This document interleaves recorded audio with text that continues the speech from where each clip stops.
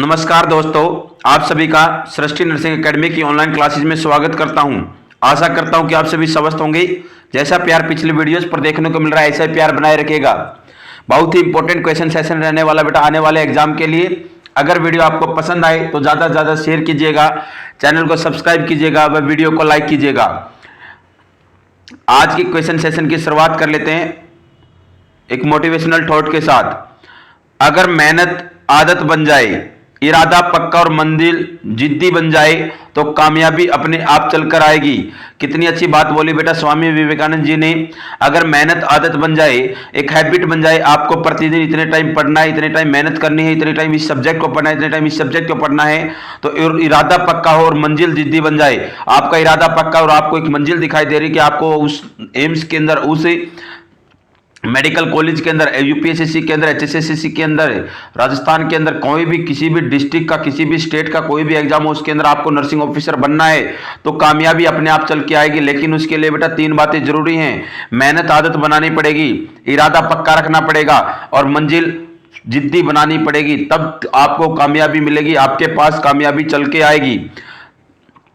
आज की क्लास का सबसे पहला क्वेश्चन है, which is the highest priority in post ECT care.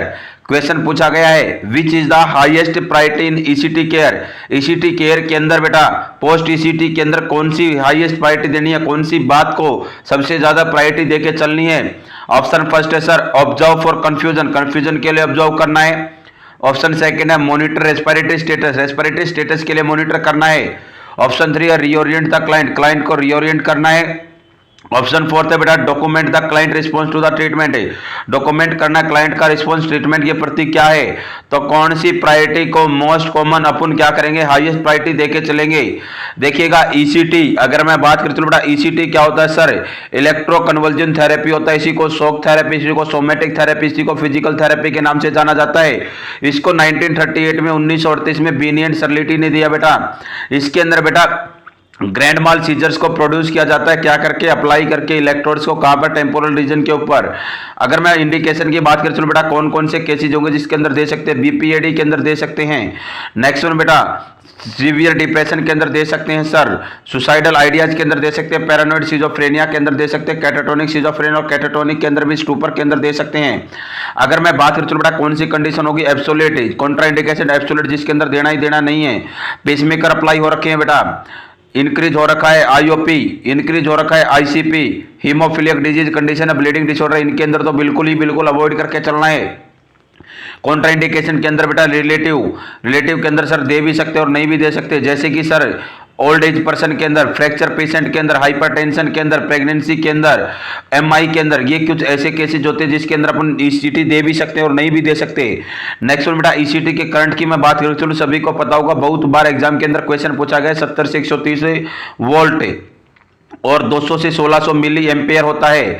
Next one बेटा अगर मैं बात करके चलूं टाइम ड्यूरेशन कितना होता है सर, टाइम ड्यूरेशन होगा 0.6 to 1 सेकेंड, इसको बढ़ा सकते हैं 1.2 सेकेंड तक अगर सिक्रेशन ज्यादा थिक है। मेथड कितने होंगे बेटा, दो मेथड होंगे सर, एक तो according to the placement of electrodes, एक अकॉर्डिंग टू द टेक्निक और मेथड। प्लेसमेंट ऑफ इलेक्ट्रोड के अंदर बेटा यूनिलेटरल आएगा, बाइलेटरल आएगा, मोस्ट कॉमन यूज होता है क्लिनिकल प्रैक्टिस के अंदर बाइलेटरल, और मोस्ट ज्यादा इफेक्टिव भी होता है और कंफ्यूजन में भी लाता है। नेक्स्ट वन बेटा मेथड ऑफ टेक्निक के अनुसार बेटा दो प्रकार से होगा, एक डायरेक्ट ईसीटी होती है, एक इनडायरेक्ट ईसीटी होती है। डायरेक्ट ईसीटी के अंदर केवल एट्रोपिन सल्फेट का यूज किया जाता है, और इनडायरेक्ट के अंदर बेटा एट्रोपिन सल्फेट के साथ साथ एनेस्थेटिक एजेंट का यूज किया जाएगा और मसल रिलैक्सेंट का यूज किया जाएगा। नेक्स्ट वन बेटा अगर मैं बात करके चलूं साइट कौन सी होगी प्लेसमेंट ऑफ इलेक्ट्रोड्स की, draw a imaginary line between the outer canthus of I two year trigger and select A mid point and 1 to 1.5 inch above the mid point, apply electrode से। Next one बेटा procedure pre ECT में बोल सकता हूं क्या क्या करनी है। सबसे पहले तो बेटा कंसेंट लेने हैं, माइनर एज हो तो बेटा पेशेंट के रिलेटिव से लेने हैं, अगर मेजर है तो बेटा पेशेंट से ले सकते हैं। सेकंड वन सर एनपीओ रखना है, 4 to 6 आवर रखना है। नेक्स्ट वन बेटा उसको बेटा क्या करना है, वॉश करना, उसके हेयर्स को ड्राई करना और उसको टाई अप कर देना है। इंस्ट्रक्ट करना क्लाइंट को इम्पेटी करने के लिए ब्लेडर को, पेशेंट के हर रिपोर्ट्स को चेक करना, वियर करने उसको बेटा लूज क्लॉथ से। नेक्स्ट वन सर ये तो सारी की सारी बातें प्री ऑपरेटिव के अंदर। ड्यूरिंग ईसीटी के अंदर मैं बात कर चलो बेटा क्या करना है, सुपाइन पोजीशन देनी, सुपाइन पोजीशन के साथ साथ सेक्रल जो एरिया होगा वहां पर पिल्लो को अप्लाई करना ताकि बेटा फ्रैक्चर से बचाया जा सके। नेक्स्ट ऑटोथेरेपी प्रोवाइड करनी है, इंटेंसिटी को चेक करके चलना है।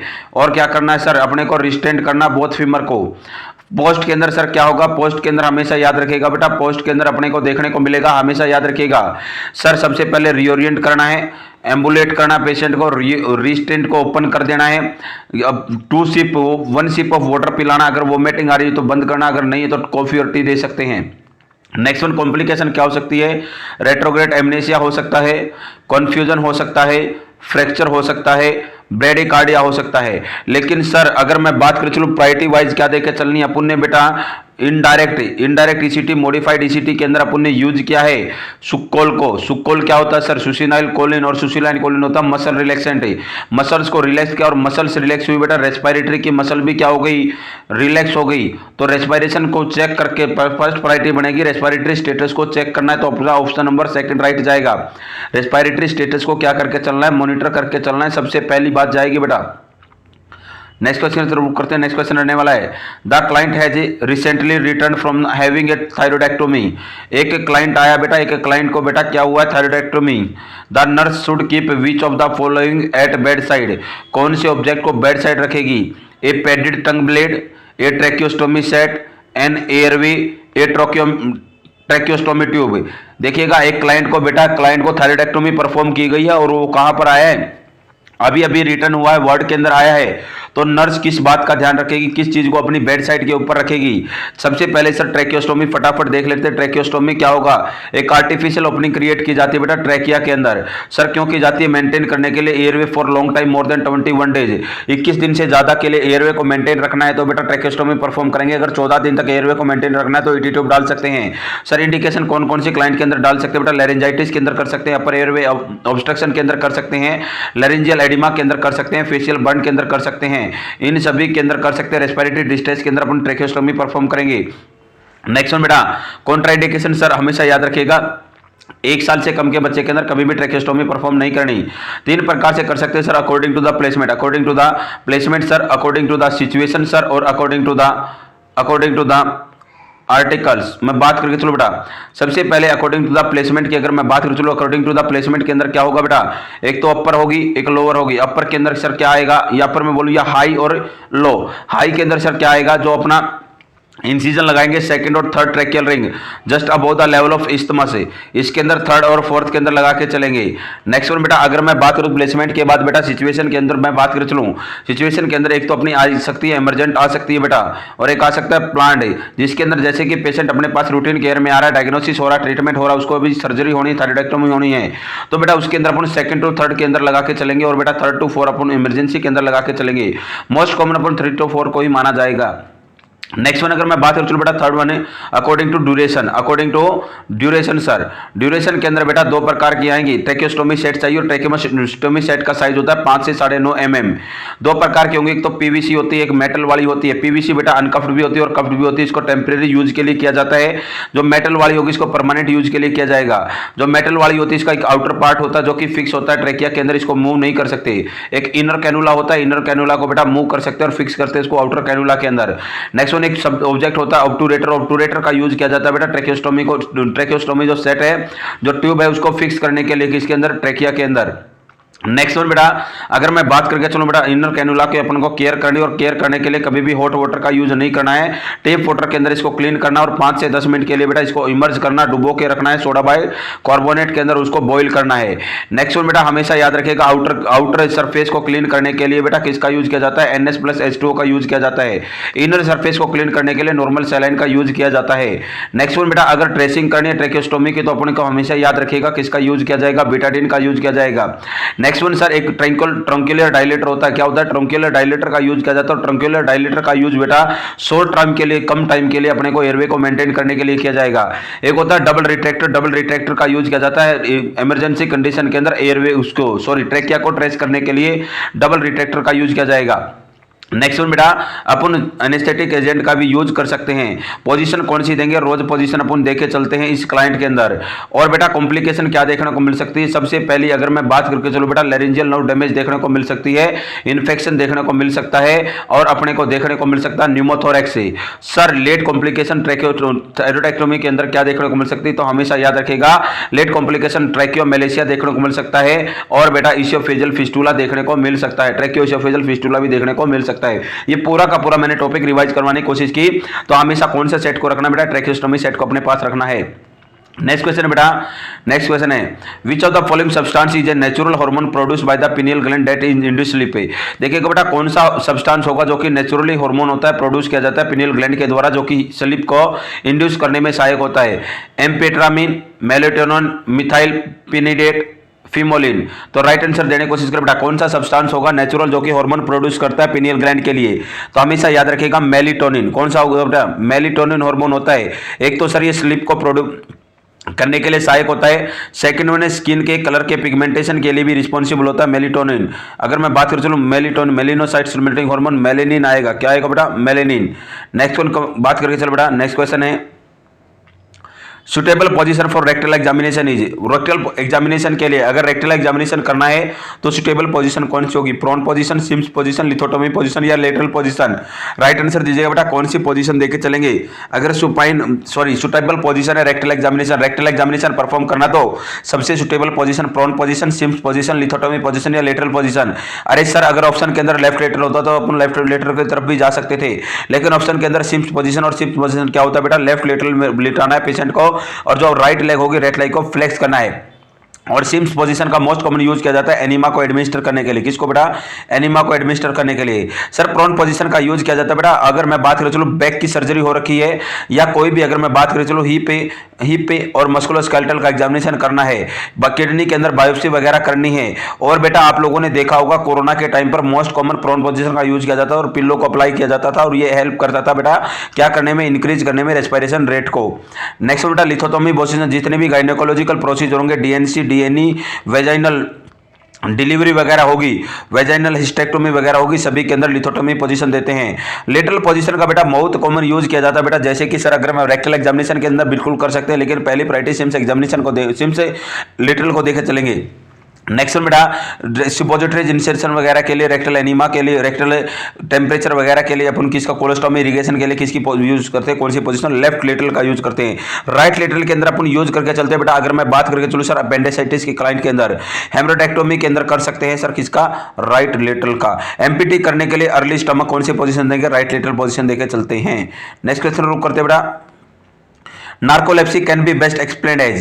एक नार्कोलेप्सी टर्म है, नार्कोलेप्सी वो कैसे एक्सप्लेन होगी, stopping breathing for short period of time during sleeping, sleeping करते टाइम कुछ टाइम के लिए ब्रीथिंग क्या होगी, स्टॉप होगी। Frequent awakening during the night, night के टाइम पर बार बार जागना। Sudden muscle weakness during exercise, muscle का वीक हो जाना ड्यूरिंग एक्सरसाइज, एक्सरसाइज करेंगे। एक्सेसिव डे टाइम स्लीपिंग, ज्यादातर दिन में क्या आना, स्लीप का ज्यादा आना, दिन में स्लीप का ज्यादा आना। तो राइट आंसर दीजिएगा बेटा नार्कोलेप्सी क्या होता है। देखिएगा एक होता है insomnia, excessive sleep in day time, sorry insomnia क्या होगा बेटा, इंसोमेनिया होता है लेक ऑफ स्लीप पे। एक होता है हाइपरसोमेनिया एक्सेसिव स्लीप पे, एक होता है सोमनाबिलिज्म वॉकिंग इन स्लीप पे, एक होता है सोमनालेंस सोमनालोक्यू क्या होगा बेटा, टॉकिंग इन स्लीप पे। एक होता है सोमनालेंस होता है excessive sleep in day time में। एक होता है बेटा नार्कोलेप्सी होता है episodic sleep in day time में। एक होता है नार्कोप्लेक्सी होगा बेटा numbness during the time of sleep पे। एक होता है bruxism grinding the teeth during the time of sleep पे। तो बेटा अगर यहाँ पर ऑप्शन होता एक्सेसिव स्लीप या episodic sleep in day time, तो अपना excessive sleep episodic sleep in day time जाता, लेकिन ऑप्शन दिया गया एक्सेसिव डे टाइम स्लीपिंग, तो अपना राइट आंसर जाएगा option number D. Next one करते बेटा, नेक्स्ट क्वेश्चन रहने वाला आज की क्लास का, which of the following drugs cause extra pyramidal symptoms as side effect है। कौन सी ड्रग होगी जो कि ईपीएस के साइड इफेक्ट देती है। Which of the following drugs cause extra pyramidal symptoms as side effect है। कौन सी ड्रग होगी जो कि एक्स्ट्रा पैरामिडल सिम्टम्स के साइड इफेक्ट देगी, एंटी डिप्रेसेंट देगी, एंटी एंग्जाइटी देगी, एंटी साइकोटिक देगी, मूड स्टेबलाइजर देगी। फटाफट राइट आंसर दीजिए बेटा, कौन सी ड्रग देगी, कौन सी ड्रग देगी और कौन कौन से आते हैं ईपीएस एक्स्ट्रा पैरामिडल सिम्टम के अंदर बेटा। एक तो आएगा पार्किंसनिज्म, कौन सा आएगा बेटा, पार्किंसंस आएगा। एक सर एकेथेसिया आएगा, कौन सा थेसिया आएगा, एकेथेसिया आएगा। एक आएगा बेटा एक्यूट डिस्टोनिया आएगा। एक आएगा बेटा अगर मैं बात करके चलो बेटा ट्रीदेव डिस्काइनेसिया आएगा। एक आएगा बेटा फिफ्थ वन, अगर मैं बात करें तो न्यूरोलेप्टिक मैलिग्नेंट सिंड्रोम आएगा। टोटल ईपीएस के अंदर 5 देखने को मिलते हैं। सबसे पहले पार्किंसन के अंदर बेटा पार्किंसन सूडो पार्किंसन बोला जाएगा। इसके अंदर सर क्या देखने को मिलेगा, ट्रेमर्स ट्रेमर भी पिन पॉइंट ट्रेमर देखने को मिलेंगे, रिजिडिटी देखने को मिलेगी और ब्लैक आइडनेस देखने को मिलेगा, मास्क लाइक फेस देखने को मिलेगा, माइक्रोग्राफिया देखने को मिलेगा, सफलिंग गेट देखने को मिलेगा, प्रोपल्सिव गेट देखने को मिलेगा। नेक्स्ट बेटा एकथीसिया के अंदर क्या देखने को मिलेगा सर, एकथीसिया के अंदर बेटा जो पेशेंट हो सीट स्टिल नहीं हो पाएगा, आराम से नहीं बैठ पाएगा, वॉकिंग और टॉकिंग होगा, उसको मूवमेंट करने का मन करेगा। नेक्स्ट बेटा एक्यूट डिस्टोनिया के अंदर सर क्या होगा, एक्यूट डिस्टोनिया के अंदर बेटा जो छोटी मसल्स होंगी उनके अंदर क्या हो जाएगा, एब्नॉर्मल कोऑर्डिनेशन देखने को मिलेगा, जैसे कि स्टेनोकोलेडोमास्टोइड मसल के अंदर क्या देखने को मिलेगा, स्पाज्म आ जाएगा। नेक्स्ट वन अगर मैं बात करें चलो बेटा, जैसे कि अपनी आई बॉल का क्या हो जाना सर, ऊपर की तरफ फॉरवर्ड मूवमेंट हो जाएगी। Next one protrusion of tongue देखने को मिलेगी। नेक्स्ट वन अगर मैं बात करें चलो, सबसे पहले भी कौन सा देखने को मिलता है, एक्यूट डिस्टोनिया ही सबसे पहले अर्ली साइन आता है। फिर आएगा बेटा ट्रीडेव डिस्टेशनिया, क्या आएगा सर, ट्रीडेव डिस्काइनेसिया। ये क्या होगा बेटा, इसके अंदर क्या देखने को मिलेगी, जो भी अपनी अबनॉर्मल मूवमेंट देखने को मिलेगी, एबनॉर्मल मूवमेंट देखने को मिलेगी ट्राइडेव डिस्काइनेसिया के अंदर। जैसे कि सर अगर मैं बात करके चलूं, जैसे कि सर लिप लॉकिंग देखने को मिलेगा, जो चविंग देखने को मिलेगा और प्रोट्रूजन ऑफ टंग देखने को मिलेगा। और सर लास्ट वन आता है न्यूरोलेप्टिक मैलिग्नेंट सिंड्रोम्स, बहुत ही सीवियर कंडीशन होती है, लाइफ थ्रेटनिंग कंडीशन होती है। नोजिया होता है, वोमिटिंग होता है, फीवर होता है, चिल्स होता है, हाइपोटेंशन होता है, कोमा के अंदर जाएगा, कोमा के अंदर जाने के बाद बेटा अनकॉन्शियस होगा कोमा के अंदर और डेथ भी देखने को मिल सकती है। ये ईपीएस के साइन एंड सिम्टम, और ईपीएस देखने को मिलता है एंटीसाइकोटिक मेडिसिन के द्वारा। और एंटीसाइकोटिक दो प्रकार की होती है, एक टिपिकल होती है, एक एटिपिकल होती है। टिपिकल एंटीसाइकोटिक के अंदर बेटा हेलोपेरिडोल आएगा, अपना हेलोपेरिडोल आ गया, सीपीजेड आ गया, थायोरिडाजोन आ गया, थायोरिडाजोन आ गया बेटा, फ्लूपाइजेनिन आ गया बेटा, इप्रीप्रिप्राडोल आ गया। इसके अंदर एटिपिकल के अंदर आएगा बेटा क्लोजापिन आएगा, ओलिंजापिन आएगा, रेस्पेरिडोन आएगा, एप्रीपिप्राजोल आएगा, क्यूटापिन आएगा। ये जो सारी की सारी अपन ने बेटा किसकी बात की, एंटीसाइकोटिक ड्रग के लेने से ही क्या होगा, एक्स्ट्रापिरामिडल साइन इफेक्ट देखने को मिलते हैं। नेक्स्ट क्वेश्चन बेटा, a nurse is caring for a client with severe burn the face and head, the nurse will place the client in which position. देखिएगा बेटा एक क्लाइंट है, सीवियर बर्न, बहुत ज्यादा बर्न हो गया, फेस बर्न हो गया, हेड बर्न हो गया है। The nurse will place the client in which position, तो नर्स कौन सी पोजीशन के अंदर उस क्लाइंट को रखना चाहेगी। ऑप्शन फर्स्ट है बेटा ट्रेंडलनबर्ग के अंदर रखेगी या सर। ऑप्शन सेकंड है head of bed elevated, head of bed elevated करेगी, सुपाइन पोजीशन देगी या प्रोन पोजीशन देगी। राइट आंसर दीजिएगा बेटा ट्रेंडलनबर्ग पोजीशन देगी, हेड ऑफ बेड एलिवेटेड देगी, सुपाइन पोजीशन देगी या प्रोन पोजीशन देगी। तो हमेशा जिंदगी के अंदर याद रखिएगा बेटा सेमी फाउलर पोजीशन देके चलनी है। कौन सी position sir, semi Fowler position देके चलनी है। और सेमी फाउलर के अंदर बेटा 30 से 45 डिग्री बेड का हेड क्या होता है, एलिवेटेड होता है। तो हेड ऑफ बेड एलिवेटेड देके चलेंगे सर। ऐसा क्यों देकर चलते हैं बेटा, क्योंकि एडिमा से बचाने के लिए, किससे बचाने के लिए, फेशियल एडिमा वगैरह से बचाने के लिए सर अपन क्या कर सकते हैं, बर्न वाले पेशेंट के अंदर head of bed elevated position देके चलेंगे। नेक्स्ट क्वेश्चन है बेटा, how long should a nurse wait taking cold milk for recording oral temperature. अगर मैं बात करूं चलो बेटा, एक बंदा है, बंदे के अंदर बेटा ओरल टेम्परेचर को टेकन करना, और ओरल टेम्परेचर टेकन करना है, लेना है, लेने के लिए बेटा उसको कितने टाइम का वेट करना पड़ेगा। अगर क्लाइंट ने इनटेक किया है कोल्ड मिल्क, ठंडा ठंडा दूध पिया, दूध पीने के बाद कितने टाइम का वेट करेंगे, और उसके बाद कितने टाइम के बाद ओरल टेम्परेचर लेंगे। 5 से 10 मिनट, 10 से 20 मिनट, 20 से 30 मिनट या 30 से 40 मिनट। राइट आंसर दीजिए बेटा क्या होगा, राइट आंसर देने की कोशिश करें। 5 से 10 मिनट, 10 से 20 मिनट, 20 से 30 मिनट या 30 से 40 मिनट। सभी को पता होगा बेटा 15 से 20 मिनट, 15 से 20 मिनट अपन बोलते हैं सर। अपने को क्या करना है, प्रोसीजर को होल्ड करना। अगर किसी भी क्लाइंट ने क्या लिया है सर, अपन ने बात की थी बेटा क्या किया है, हॉट और कोल्ड बेवरेजेस का यूज किया है, तो अपने को 15 से 20 मिनट अवॉइड करना है। अगर मैं ओरल टेम्परेचर की बात करूं, मोस्ट कॉमन यूज होता है क्लिनिकल प्रैक्टिस के अंदर, मोस्ट प्रोमिनेंट साइट होती है बेटा, सबसे आसान तरीका होता है, और रिचेस्ट जितनी ब्लड सप्लाई चाहिए उतनी ब्लड सप्लाई होती है। कॉन्ट्राइंडिकेटेड बेटा अगर मैं बात करूं चलो बेटा, ओरल सर्जरी हो रही है उसके अंदर बिल्कुल नहीं करना है, अनकॉन्शियस पेशेंट के अंदर नहीं करना, कफिंग वाले के अंदर नहीं करना, मेंटल इल पेशेंट के अंदर नहीं करना, सीजर वाले के अंदर नहीं करना, और less than 6 year old child के अंदर कभी भी नहीं करना। कौन सा रूट का यूज नहीं करना, ओरल रूट का यूज नहीं करना। ओरल रूट से बेटा नॉर्मल टेम्परेचर 98.6 आता है, इसको यूथर्मिया के नाम से जाना जाता है, नॉर्मल थर्मिया के नाम से जाना जाता है।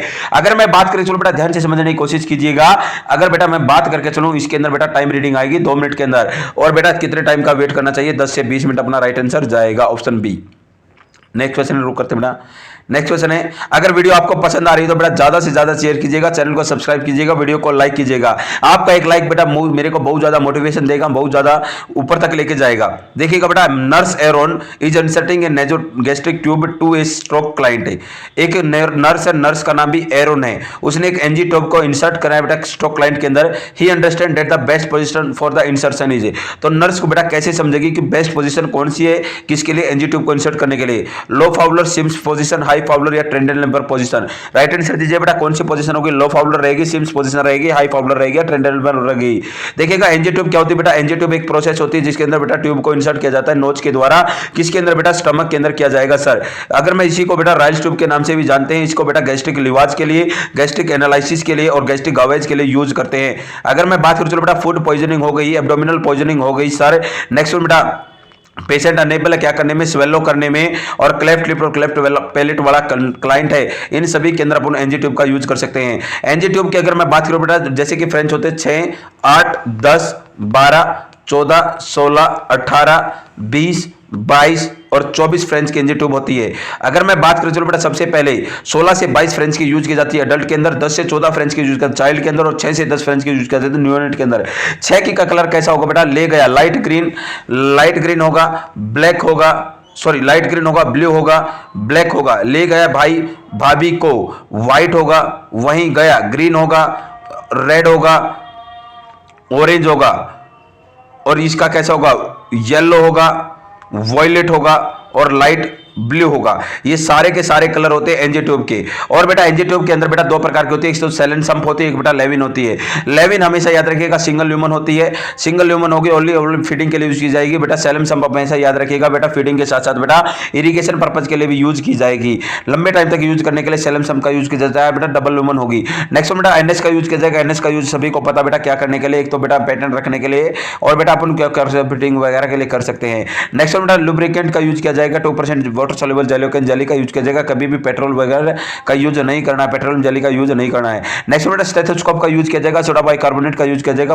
पेशेंट को बेटा फाउलर पोजीशन देनी, फाउलर पोजीशन देने के बाद लेफ्ट नोट्रेस्ट के अंदर इंसर्ट करना है, राइट नोट्रेस्ट के अंदर नहीं करना क्योंकि सेप्टम का डिवाइडेशन होता है। और हमेशा याद रखिएगा बेटा क्या करके चलना है, हमेशा जब भी ट्यूब नेजोफेरेंस के लेवल पर पहुंच जाए तो बेटा इंस्ट्रक्ट करना चाहिए क्लाइंट को कि swallow like as a water. और नर्स का एक्शन रहेगा बेंट फॉरवर्ड द हेड, आगे की तरफ हेड को झुका देना है, जिससे बेटा ट्यूब एपिग्लोटिस बंद हो जाएगा और ट्यूब डायरेक्टली किसके अंदर चली जाएगी, स्टमक के अंदर। बहुत बार सिंपल सा क्वेश्चन पूछा गया है, डायरेक्शन कौन सी यूज करते हैं, बैकवर्ड एंड डाउनवर्ड डायरेक्शन का यूज किया जाता है एनजी ट्यूब को इंसर्ट करने के लिए। प्रॉपर पोजीशन को चेक करने के लिए बेटा एक्सरे किया जाएगा, एक्सरे कर सकते हैं, गैस्ट्रिक पीएच को चेक कर सकते हैं बेटा, बबल्स को चेक कर सकते हैं, और साउंड सुन सकते हैं, हियरिंग कर सकते हैं साउंड को। नेक्स्ट वन अगर मैं बात करूं बेटा, कभी भी एनजी ट्यूब के द्वारा ना तो ज्यादा गर्म देना ना ज्यादा ठंडा देना, नहीं तो डायरिया हो सकता है, क्रैम्प्स वगैरह हो सकते हैं।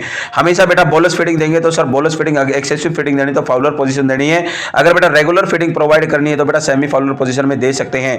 कभी भी अगर एनजी ट्यूब के द्वारा कोई भी मेडिसिन देनी तो सबसे पहले उसको क्रश करना, और क्रश करने के बाद बेटा उसको वाटर के अंदर मिक्स करना, और वाटर के अंदर मिक्स करने के बाद उसको प्रोवाइड करवाना है। और 30 से 60 मिनट तक नेक्स्ट फीडिंग को होल्ड करना, क्योंकि 30 से 60 मिनट मेडिसिन क्या करेगी बेटा, टाइम लेगी एब्जॉर्ब होने में।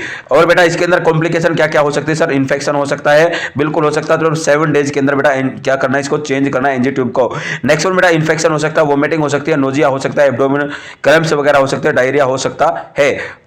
जब भी अपने को रिमूव करनी तो बेटा विद इन 2 से 3 सेकंड में हमें ट्यूब को क्या कर देना है, रिमूव कर देना है, एक्सट्यूब्यूशन बोला जाएगा। ये अपना पूरा एनजी ट्यूब डालनी और हाई फाउलर पोजीशन प्रोवाइड करते हैं। नेक्स्ट क्वेश्चन बेटा, नेक्स्ट क्वेश्चन आज की क्लास का, Which of the following is the most important initial care when chemical burn is suspected?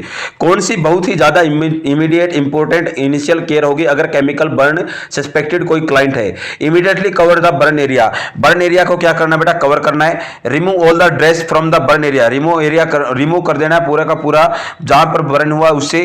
Provide Colin provide करना। Excessive flushing with water for 20 to 30 minute, ज्यादा से ज्यादा वाटर को क्या करना, फ्लश करना, फ्लशिंग करना बेटा, बाहर निकालना है, जैसे ज्यादा वॉश करना है बेटा 20 से 30 मिनट तक। तो राइट आंसर क्या जाएगा बेटा, सबसे पहले तो अपने को पूछा गया केमिकल बर्न होगा इंजेक्ट करने से, कोई भी केमिकल को बेटा इंटेक किया, इंटेक करने से अगर कोई बर्न हुआ तो बेटा अपने को सबसे पहला इनिशियल एक्शन क्या रहेगा, मोस्ट इंपोर्टेंट एक्शन क्या रहेगा, इमीडिएट कवर करने की कोई जरूरत नहीं है, ड्रेस को रिमूव करने की कोई जरूरत नहीं, कोल्ड इन्वायरमेंट प्रोवाइड करने की भी इनिशियल जरूरत, लेकिन सर अपने को एक्सेसिव क्या करना होगा, फ्लशिंग करना होगा वाटर से 20 से 30 मिनट। नेक्स्ट क्वेश्चन बेटा आज की क्लास का, देखिएगा, which route of administration is preferred is immediate analgesia and rapid irritation are necessary. कौन सा रूट होगा बेटा, कौन से रूट को प्रेफर्ड किया जाएगा अगर फटाफट अपने को एनाल्जेसिया देना है, क्या देना है बेटा, एनाल्जेसिया देना, और कोई भी मेडिसिन देनी है तो सबसे फास्ट नेसेसरी कौन सा रूट रहेगा, इंट्रास्पाइन रहेगा, patient control analgesia, patient control कर सकता है एनाल्जेसिया को। नेक्स्ट बेटा इंट्रावेनस रहेगा, सबलिंगुअल रहेगा। सभी को पता बेटा 100% वायबिलिटी देखने को मिलती है इंट्रावेनस रूट से, और इंट्रावेनस रूट का अपन यूज करते बेटा जब ज्यादा अमाउंट में क्या देनी हो, कोई भी मेडिसिन वगैरह देनी हो, फ्लूइड देनी, तो राइट आंसर जाएगा इंट्रावेनस। नेक्स्ट क्वेश्चन है बेटा आज की क्लास का, which complication of a cardiac catheterization should the nurse monitor for in the initial 24 hours after the procedure। देखिएगा बेटा प्रोसीजर परफॉर्म किया और प्रोसीजर का नाम है कार्डियक कैथेटराइजेशन। तो कौन सी प्रकार की कॉम्प्लिकेशन एक नर्स मॉनिटर करेगी पहले 24 घंटे तक है। देखिएगा कार्डियक कैथेटराइजेशन किया और कार्डियक कैथेटराइजेशन करने के बेटा पहले 24 घंटे तक एक नर्स कौन से प्रकार की इनिशियल क्या करेगी, चलेगी बेटा मॉनिटर करके चलेगी कॉम्प्लिकेशन को। थ्रोम्बस फॉर्मेशन हो सकता है सर, एंजाइना एट रेस्ट हो सकता है, डिजीनेस हो सकता है, या increase heart rate with crying हो सकती है। तो फटाफट राइट आंसर दीजिए बेटा कौन सी कॉम्प्लिकेशन को एसेस करके चलेगी। तो हमेशा याद रखेगा कार्डियक कैथेटराइजेशन किया तो बेटा उसके अंदर चांसेस होने के रहते हैं थ्रोम्बस फॉर्मेशन। क्या होने के सर, थ्रोम्बस फॉर्मेशन, एक क्लॉट फॉर्मेशन होने के चांसेस रहेंगे। तो नर्स का कर्तव्य बनता है कि पहले 24 घंटे इसको एसेस करना है। नेक्स्ट क्वेश्चन बेटा आज की क्लास का, the fifth vital sign is, 5वें नंबर का वाइटल साइन कौन सा है, SpO2 है, मीन आर्टेरियल प्रेशर है, एबीजी एनालिसिस है, या पेन है। अरे टोटल कितने होते हैं, 6 होते हैं वाइटल साइन। टोटल कितने होते हैं बेटा, 6 होते हैं। 6 के अंदर बेटा TPR, BP, पेन और SpO2 होता है। Temperature, pulse, respiration rate, blood pressure, pain और सैचुरेशन ऑफ ऑक्सीजन होता है। और बेटा अगर इमरजेंसी कंडीशन के अंदर आप लोगों से पूछ लिया जाए तो पिपिलरी रिस्पॉन्स, 5वें नंबर पे कौन सा रिस्पॉन्स आ जाएगा, पिपिलरी रिस्पॉन्स। तो अपना फिफ्थ वाइटल साइन होता है पेन। सफलता किस्मत से नहीं मेहनत से मिलती है, कितनी अच्छी बात बोली स्वामी विवेकानंद जी ने बेटा। सफलता किस्मत से नहीं मेहनत से मिलती है, मैं मानता हूं बेटा, बिल्कुल मानता हूं सफलता बेटा किस्मत से नहीं मेहनत से मिलती है। लेकिन बेटा 95% रोल प्ले करेगा आपकी मेहनत, काम करेगी, और बेटा 5% आपकी किस्मत भी कहीं ना कहीं आपका साथ देती है। अगर किस्मत साथ हो तो बेटा 95% मेहनत है, दोनों मिलकर आपको क्या मिल सकती है कि जॉब मिल सकती है, आपको सफलता मिल सकती है। लेकिन अगर बेटा आपने बेटा 5% आप किसके ऊपर बैठे रहे, अपनी किस्मत के ऊपर बैठे रहे, और 95% आपने मेहनत नहीं की, तो आपको कहीं भी सफलता नहीं मिलेगी। लेकिन बेटा बार बार कोशिश करने से आपकी जो 95% और आपकी किस्मत साथ नहीं दे रही, तो एक टाइम ऐसा आएगा किस्मत को भी आपका साथ देना पड़ेगा। क्या देना पड़ेगा बेटा, साथ देना पड़ेगा। तो लगातार मेहनत करते रहिएगा, वो दिन दूर नहीं जिस दिन आपको सफलता मिलेगी। देखिएगा बेटा नेक्स्ट क्वेश्चन है, which of the following condition most commonly cause acute glomerulonephritis. कौन सी कंडीशन होगी जो कि बहुत ज्यादा कॉज करती है ग्लोमेरुलनेफ्राइटिस को। सभी को पता होगा ग्लोमेरुलनेफ्राइटिस क्या होगा बेटा, इन्फ्लामेशन हो जाना किसके अंदर, ग्लोमेरुलस के अंदर। एक congenital condition leading to renal failure, बच्चे के अंदर बाय बर्थ प्रेजेंट और क्या कर रही है, रीनल फेलियर करने की कोशिश कर रही है, उसको ग्लोमेरुलनेफ्राइटिस कॉज कर सकती है क्या। नेक्स्ट वन बेटा, history of group A Streptococcus infection with the past 10 to 14 days. पिछले 10 से 14 दिन से एक इन्फेक्शन की हिस्ट्री मिल रही है जिसका नाम है ग्रुप ए स्ट्रेप्टोकोकस इन्फेक्शन, वो कोज कर सकता है क्या। नेफ्रोटिक सिंड्रोम कोज कर सकता है क्या। वायरल इन्फेक्शन ऑफ ग्लोमेरुलाई कर सकता है क्या। तो फटाफट राइट आंसर दीजिए बेटा, कौन से कोज होगा, मोस्ट कॉमन कोज होगा जो कि ग्लोमेरुलनेफ्राइटिस कोज कर सकता है। तो हमेशा याद रखिएगा बेटा, अगर पिछली 10 से 14 दिन से बेटा क्या हो रही है, हिस्ट्री मिल रही है ग्रुप ए स्ट्रेप्टोकोकस इन्फेक्शन के, तो कोज कर सकता है ग्लोमेरुलनेफ्राइटिस। जैसे कि सर अगर मैं बात सोर थ्रोट वगैरह देखने को मिल रहा है, फीवर देखने को मिल रहा है, तो अपन समझ जाएंगे कि 10 से 14 दिन से इसको स्ट्रेप्टोकोकस इन्फेक्शन था, और ये क्या कोज कर सकता है, ग्लोमेरुलनेफ्राइटिस भी कोज कर सकता है। ऑप्शन नंबर 2 अपना राइट आंसर जाएगा। नेक्स्ट क्वेश्चन है, normal respiration is also called, जो नॉर्मल रेस्पिरेशन होगा उसको क्या बोला जाएगा, एपनिया बोला जाएगा, ऑर्थोपेनिया बोला जाएगा, यूपेनिया बोला जाएगा, डिस्पनिया बोला जाएगा। अरे बेटा राइट आंसर दीजिएगा, नॉर्मल रेस्पिरेशन को क्या बोला जाएगा, एपनिया बोला जाएगा, ऑर्थोपेनिया बोला जाएगा, यूपेनिया बोला जाएगा, डिस्पनिया बोला जाएगा। देखिएगा सर 2 प्रकार की रेस्पिरेशन देखने को मिलती है, दो देखने को मिलती है, एक्सटर्नल रेस्पिरेशन, एक देखने को मिलती है इंटरनल रेस्पिरेशन। एक्सटर्नल रेस्पिरेशन को अपन बोल के चलते हैं पल्मोनरी रेस्पिरेशन, और इंटरनल को बोल के चलते हैं टूसो रेस्पिरेशन। एक्सटर्नल रेस्पिरेशन के अंदर क्या होगा, जो गैसेज होगी एक्सचेंज देखने को मिलेंगे बेटा, कहां से, लंग्स, और लंग्स की जो एल्विलाई और बेटा पल्मोनरी कैपिलरी के बीच में। इंटरनल रेस्पिरेशन को अपन टिश्यू रेस्पिरेशन बोलते हैं, इसके अंदर बेटा क्या देखने को मिलेगा, जो गैसेज होंगी गैसेज का एक्सचेंज देखने को मिलेगा बेटा सिस्टमिक कैपिलरी और टिश्यूज के बीच में। और बेटा अगर मैं बात करूं तो बेटा एल्विलाई, जो एल्विलाई होती है, एल्विलाई को इन्फ्लेट करने के लिए नाइट्रोजन गैस होती है। और रेस्पिरेटरी सेंटर सभी को पता होगा बेटा, पोन्स या मेडुला ऑब्लोंगेटा, मेडुला ऑब्लोंगेटा को फर्स्ट प्रायोरिटी देनी है, और पोन्स बेटा रेस्पिरेशन रेट को, डेप्थ को मेंटेन करने का कार्य करता है। तो बेटा नॉर्मल रेस्पिरेशन को अपन यूपेनिया बोल के चलते हैं, और नॉर्मल रेस्पिरेशन होती है 16 से 20 होती है। अगर बेटा 12 से कम होंगी तो अपन इसको बोलते हैं ब्रैडीपीनिया, और 24 से ज्यादा होंगी तो इसको बोलते हैं टैकीपीनिया बोल के चलते हैं।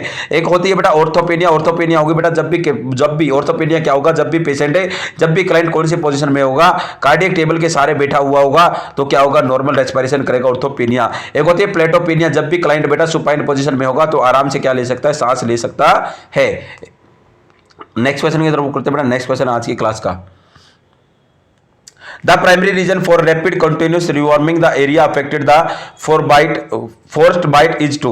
देखिएगा बेटा प्राइमरी रीजन क्या रहेगा, रैपिड कंटिन्यूस रिवॉर्मिंग, बार बार उस एरिया को वार्म करने का जो कि अफेक्टेड हुआ फोर्स्ड बाइट से, क्या रीजन रहेगा, lessen the amount of area damage, कम अमाउंट की जा सके उस एरिया की जो कि डैमेज हुआ है, प्रिवेंट द ब्लिस्टर फॉर्मेशन, फफोला बनने से रोकना है, प्रमोट मूवमेंट को प्रमोट करना है, प्रिवेंट पेन एंड डिस्कम्फर्ट को। देखिएगा बेटा फ्रोस्ट बाइट क्या होगा, बहुत ही ज्यादा टेम्परेचर डाउन जाने के कारण फ्रोस्ट बाइट जो अपना एरिया है वो क्या हो गया, डैमेज हो गया है। ऐसा एरिया जिसके अंदर बेटा गैंग्रीन हो गया है, साइनोसिस हो गया है, उस एरिया अफेक्टेड हो गया फ्रोस्ट बाइट होने से, बहुत ही ज्यादा टेम्परेचर डाउन जाने से। तो उसके अंदर कौन सी मैनेजमेंट रहेगी, कौन सा रीजन रहेगा कि बार अपन उसको वार्म करने की कोशिश कर रहे हैं, ब्लिस्टर से फॉर्मेशन से बचाने के लिए, प्रमोट करने के लिए मूवमेंट को, प्रिवेंट करने के लिए पेन डिस्कम्फर्ट को, और lessen the amount of area damage. तो बिल्कुल राइट रहेगा ऑप्शन नंबर फर्स्ट, कम से कम एरिया डैमेज हो, इससे बचाने के लिए अपन क्या करते हैं, उसको बार रिवॉर्मिंग कर रहे हैं।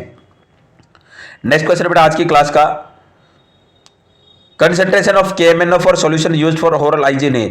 ओरल हाइजीन के लिए बेटा KMnO फॉर सॉल्यूशन का यूज किया जाता है, तो उसकी कंसेंट्रेशन कितनी रहेगी, 1:1000 रहेगी, 1:500 रहेगी, 1:5000 रहेगी, या 1:100 रहेगी।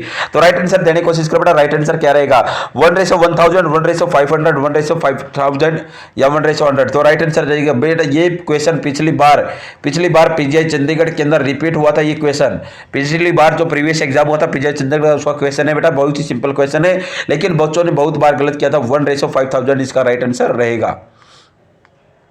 नेक्स्ट क्वेश्चन बेटा, विच of the following intervention should you first priority when treating a patient experience chest pain while working.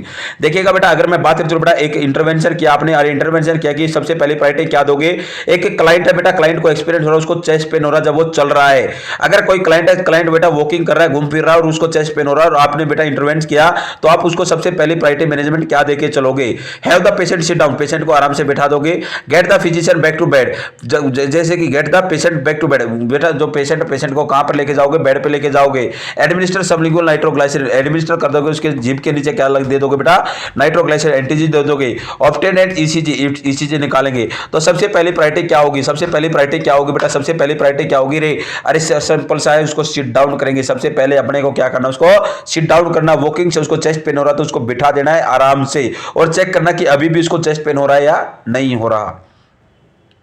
Next one बेटा, Apgar score of 4 to 6 considered as what is newborn. अगर मैं बात करूं बेटा एप्गार स्कोर 4 to 6 आया है, देखा गया है, तो अगर मैं बात करूं तो एप्गार स्कोर 4 to 6 है, तो what is the newborn, newborn के अंदर बेटा क्या कंसिडर किया जाएगा, नील, कुछ भी नहीं है, सीवियर डिप्रेशन है, माइल्ड डिप्रेशन है, मॉडरेट डिप्रेशन है। तो राइट आंसर दीजिए बेटा, क्या देखने को मिलेगा, कौन से प्रकार का डिप्रेशन उसके अंदर देखने को मिलेगा। अरे सभी को पता होगा बेटा एप्गार स्कोर 1952 में आया था, वर्जीनिया एप्गार ने दिया था, 1952 में ही पहली एंटीसाइकोटिक मेडिसिन भी आई थी, CPZ।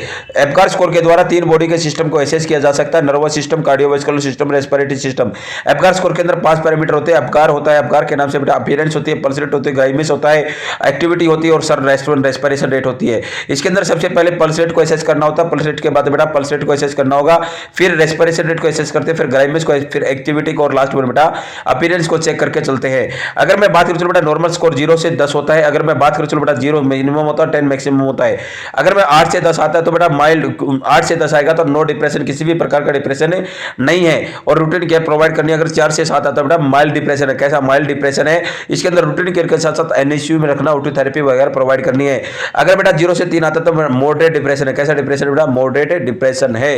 तो अपन बात कर सकते हैं अपना क्या आएगा सर, ये माइल्ड डिप्रेशन होगा। नेक्स्ट क्वेश्चन बेटा आज की क्लास का, What is the first intervention for a patient expressing chest pain and PO2 of 89%? अगर मैं बात करूँ सबसे पहली इंटरवेंशन क्या करनी है एक पेशेंट के अंदर एक्सपीरियंस उसको चेस्ट पेन हो रहा है और उसका PO2 लेवल है पार्शियल ऑक्सीजन लेवल 89% है, sp2 सैचुरेशन पे ऑक्सीजन कितना आ गया 89% आ गया, उसको एडमिनिस्टर करेंगे मॉर्फिन, एडमिनिस्टर करेंगे ऑक्सीजन थेरेपी, ऑप्टेन लेंगे ECG और obtain pulse reading, pulse oximeter से रीडिंग लेंगे। तो राइट आंसर दीजिए बेटा, राइट आंसर दीजिएगा spo2 89 आ गया है, चेस्ट पेन है उसको। आप सभी को पता होगा सबसे पहले सर पल्स ऑक्सीमीटर को बेटा एसेस करने के लिए बेटा कहां ईयर लोब के ऊपर, नहीं तो सर टिप ऑफ फिंगर के ऊपर मोस्ट कन्वीनियंट साइट होती है। अगर मैं बात करूं तो बेटा 95% अबव माना जाता है नॉर्मल, अगर 85 से 95% है तो अपने को बेटा क्या करना है सर, अपने को सक्शनिंग वगैरह परफॉर्म करनी है और O2 थेरेपी वगैरह प्रोवाइड कर सकते हैं। अगर बेटा 80 से 70% से कम आ गया तो लेफ्ट राइट कंडीशन है, जान भी जा सकती है। अपने को एक ही काम मॉर्फिन देने की जरूरत नहीं, ऑक्सीजन थेरेपी दे सकते हैं। क्या दे सकते हैं बेटा, ऑक्सीजन थेरेपी। नेक्स्ट क्वेश्चन है आज की क्लास का, head control is possible in an infant by which month, कौन से मंथ के ऊपर कौन से महीने के ऊपर हेड कंट्रोल क्या होगा बेटा, कौन से रिस्पॉन्स पॉसिबल हो सकता है, संभव हो सकता है, 1 मंथ 3 मंथ 4 मंथ 5 मंथ। अगर मैं बात करूं बेटा कौन से महीने का बच्चा बेटा हेड कंट्रोल करना स्टार्ट कर देता है, तो 1 मंथ का बच्चा, 3 महीने का बच्चा, 4 महीने का बच्चा, 5 महीने का बच्चा। हमेशा याद रखें बेटा इनकम्प्लीट हेड कंट्रोल, पूरा हेड कंट्रोल नहीं होगा बेटा, स्टार्ट कर देगा 3 महीने का बच्चा, और कंप्लीट हेड कंट्रोल देखने को मिलेगा 5 महीने का बच्चा, और पॉसिबल बोला कब हो सकता है, संभव हो सकता है 3 महीने का बच्चे के अंदर। नेक्स्ट क्वेश्चन बेटा, during physical assessment of children asymmetrical of skull indicate है।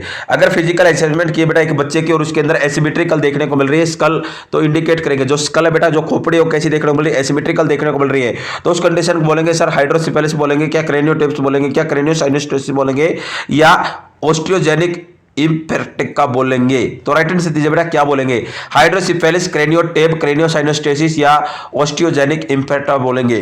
तो राइट आंसर दीजिए बेटा, क्या बोल के चलेंगे, अरे सर हमने पढ़ा था, हमने क्लास के अंदर पढ़ रखा है, बहुत बार पढ़ रखा है, प्रीमेच्योर क्लोजर हो जाना किसका बेटा, सूचर्स का, उसको बोलते हैं क्रेनियोसाइनोस्टेसिस बोलते हैं, और उसी के कारण बेटा एसिमेट्रिकल शेप देखने को मिलती है किसकी, शकल की, किसकी बेटा, शकल की जो खोपड़ी होगी एसिमेट्रिकल देखने को मिलेगी, उसको राइट आंसर जाएगा क्रेनियोसाइनोस्टेसिस।